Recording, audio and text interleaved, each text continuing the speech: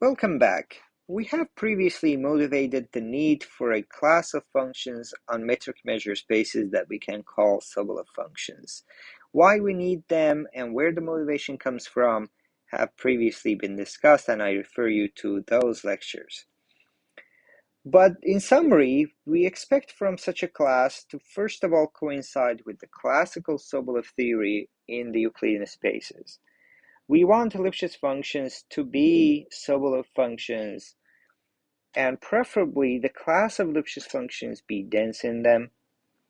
We want some Sobolev embedding results to still hold in the spaces. These are needed for the purposes of calculus of variation methods so that we can subtract subsequences from bounded sequences that converge, at least in some weak sense. And finally, the Sobolev functions are expected to have some finer, some nicer properties than, say, your LP functions.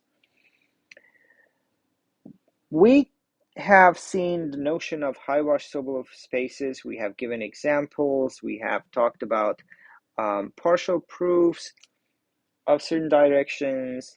And again, I refer you to consult those lectures. But for this chapter, we want to focus on developing what will be called the Newtonian-Sobolev functions on metric measure spaces. The approach is quite different than to high-wash Sobolev class, so even if you haven't watched those videos, you can still follow these lectures without much need from that background. Okay, so this notion at the end will look quite natural and elementary. However, there are many intricate issues, and my goal will be through examples to bring out those hidden delicate matters in every corner, with every definition and convention. So the two big ingredients to defining Newtonian spaces will be to understand, even in the classical setting of W1P of Rn, we want to understand two things about them. Number one is that the notion of absolute continuity, that these functions are absolutely continuous on many curves. And number two, to make precise, the notion of many curves, and that will be through the notion of modulus. So a modulus will be a way for us to toss away from all collection of rectifiable curves in a space a certain subcollection that we can call negligible. So these two notions are critical to definition of Newtonian-Sobolev class, and my initial lectures will be focused on these two. And in this video, I only want to motivate and give you a summary of what we will come soon in the follow-up lectures. So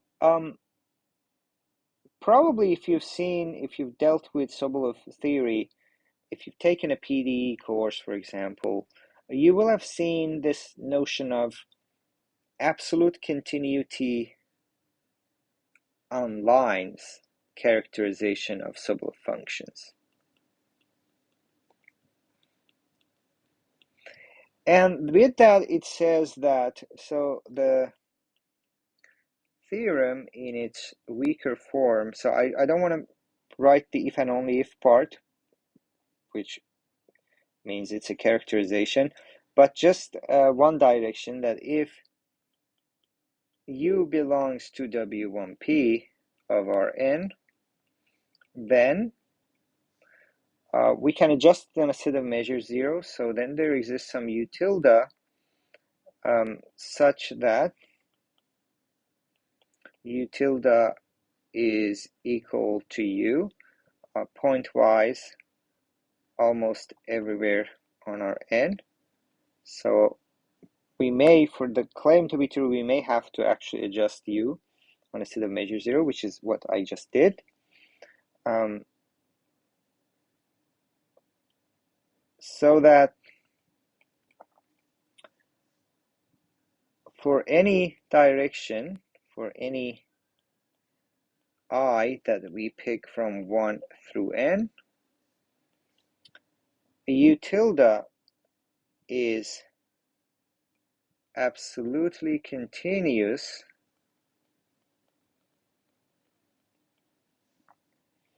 on almost every line parallel to this direction EI, the coordinate direction. So EIs are the coordinate axes. So let me explain this in a picture. So if you fix this direction EI, then the hyperplane perpendicular to that, this Rn minus 1, can parameterize the collection of all lines parallel to EI, because every line parallel to EI intersect this hyperplane in a unique point, and on the other hand, every point on this plane like this gives rise to a unique line parallel to EI passing through it. So the collection of all lines parallel to EI can be identified with this hyperplane R on Rn minus 1, and with almost every line, all we mean is that the set of exceptional lines has Lebesgue measure equal to 0, the Lebesgue measure in dimension n minus 1, of course. So here, let's say this yellow line is one of the bad lines, one of those lines on which u tilde is not necessarily absolutely continuous.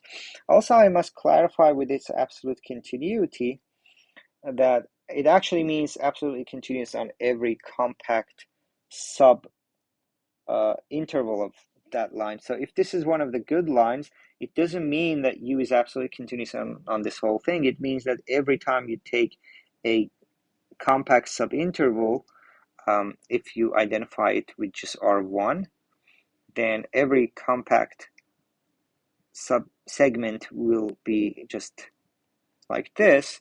And then you see that u tilde, when restricted to that, is basically a function from a compact interval in R into R, to which the notion of absolute continuity is just meaningful. So remember that the absolute continuity is that whenever you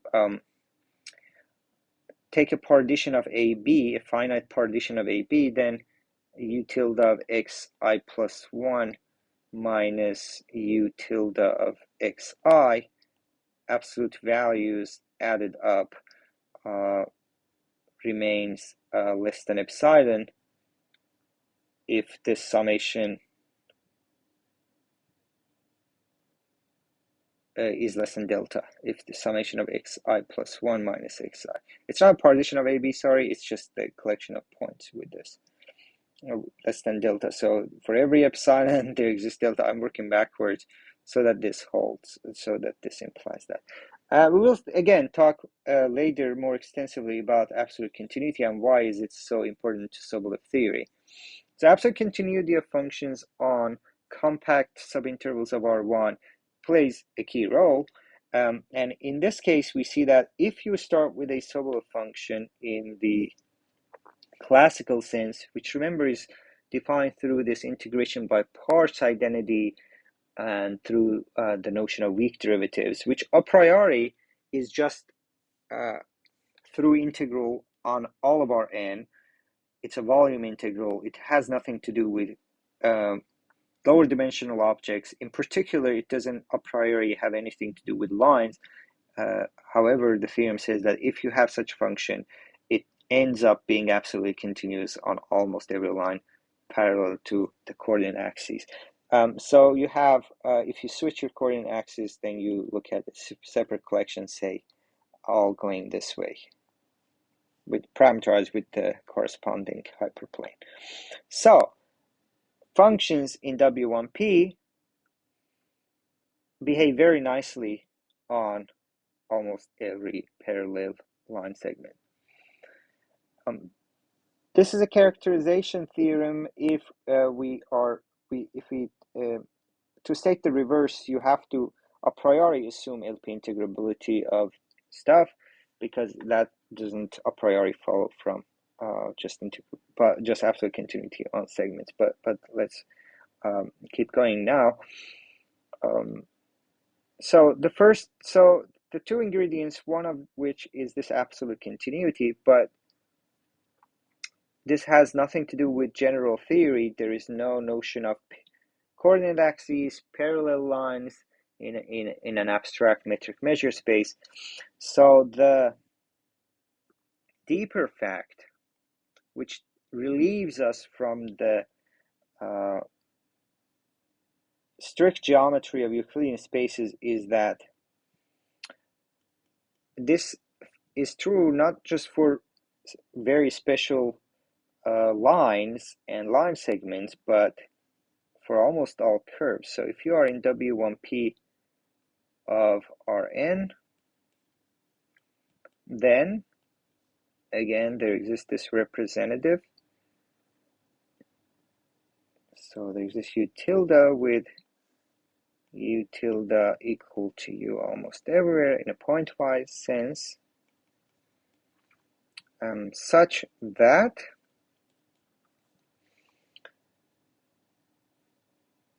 U tilde is absolutely continuous on almost every rectifiable curve.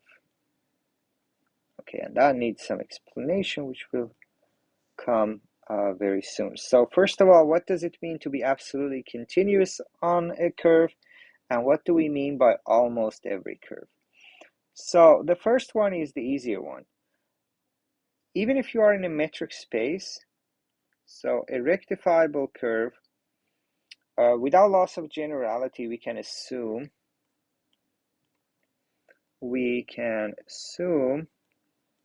I think I switched my pen.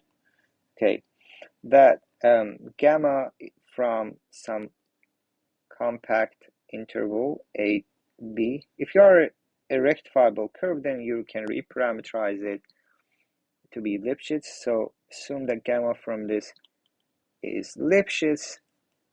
So this is, in my case, x is Rn, but I want to emphasize that these facts, these definitions will make sense in any metric space.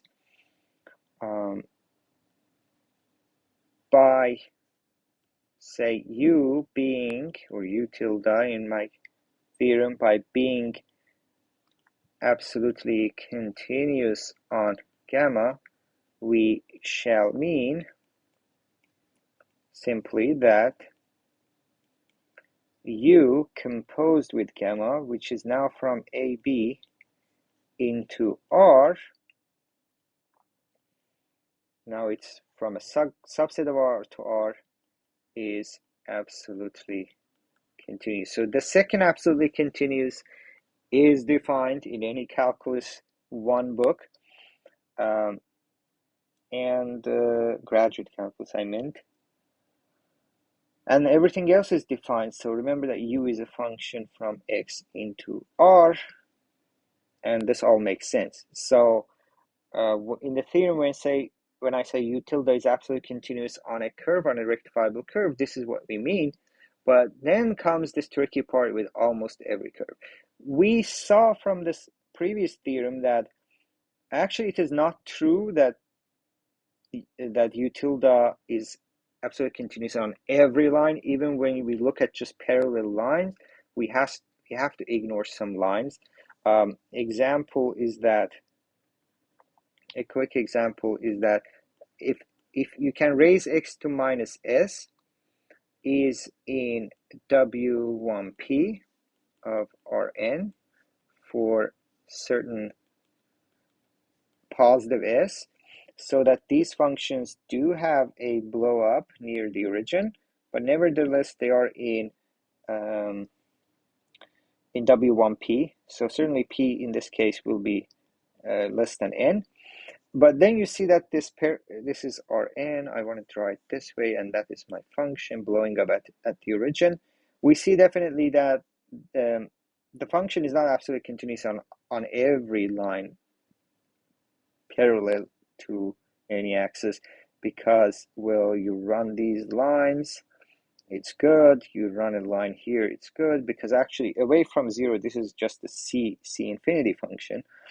But then any line that runs through origin will be in trouble. So the claim here that U tilde is absolutely continuous on every rectifiable curve will not be correct without this almost every. So if you remove this, this is an incorrect claim. So to be correct, we must give away some curves, and in the previous ACL characterization, the part we gave away was through this notion of almost every line, and that was made possible by this Lebesgue measure on the hyperplane. But how do you talk about almost every curve? How do you talk about the set of curves that are not good or exceptional or are too few or negligible? So we need it in notion. So all of that made sense in a metric space. Sorry about this glitch. Something definitely happening here that I don't like. Okay. iPad does stupid things sometimes, which I hate. Let me try this. So this gives you a chance to probably try to think about possible ways we can talk about this, but we need a way, a quantitative way, to say a certain collection of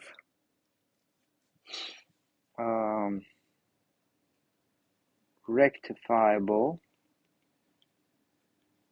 parentheses, a certain collection of curves or rectifiable curves is negligible. Of, like how we ignore in measure theory, the Lebesgue integral theory is built on this notion of negligible sets, on measure zero sets, right? If we're not able to ignore sets of measure zero, the measure theory would be in trouble. The LP class and integration will be in trouble. And similar thing, we need a similar notion that we want to be able to ignore residual small subcollections of curves. If I go back to this example of blow up at zero, we see that on every curve, on every rectifiable curve that has nothing to do with zero, the claim is true. Remember, Lipschitz curves can also be like absolute value X graph and so on. But as long as you don't hit zero, you're good. So the collection of bad points, which I'm gonna unconventionally draw in green. So greens are actually bad curves here. Every curve that touches this origin fails that property. Definitely function U cannot be absolute continuous on that. Remember also that if you change this function to U tilde, that won't solve the issue at origin, because there will be still points where the function will have infinite supremum along them. So in particular, in this case, we see that we have to have whatever notion that we will define of being negligible this collection definitely has to be negligible. So we don't know at this point what modulus is. So let me use that keyword. So definitely that has to be the case, that the modulus of all curves through one single point, must be 0. So that notion of negligible collection will definitely have the set of all curves through one single point as an example. Okay, so back to the beginning. Once we are able to build this notion of modulus 0 path family, negligible family, we will be able to use this property, to use this feature of Sobolev functions in Rn as the building block, as the very definition of Sobolev spaces on metric measure spaces. So we would say that functions on x and d and mu are, so a function from x to r is in the Sobolev class if it is absolutely continuous. It won't be really technically the definition, but the main feature, that it will be absolutely continuous on almost every curve, which then will be taken care of with this modulus notion. So absolute continuity, no problem. I just defined what it means, but then this almost every curve will be needed for this. Why do we need it? Why can't we just say my collection of Sobolev functions are those functions that are actually continuous on every curve? Then we will be in trouble with this first property. Then we see that already that then diverges from the classical theory in Rn. And well, we know that requiring for every single curve is too much to ask. Then we may not end up with a very flexible collection. After all, it's like saying, let's do measure theory, but without really being